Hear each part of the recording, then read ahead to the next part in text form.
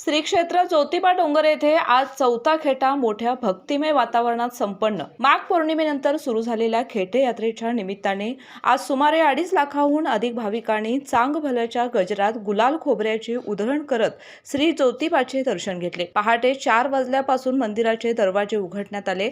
सकाळी अभिषेक, धुपारती सोहळा तर रात्री पालखी सोहळा पार पडला। गोकुळची बासुंदी पुन्हा खावीशी वाटतेय। खरं सांगू, मलाही खावीशी वाटतेय।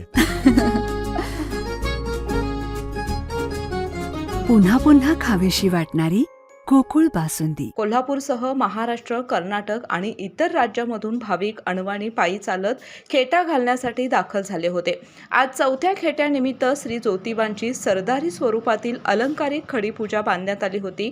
चांगभलच्या गजराने संपूर्ण डोंगर परिसर भक्तिमय वातावरणाने दुमदुमून गेला। केके न्यूज साठी ज्योतिबा डोंगरहून सनी काळे।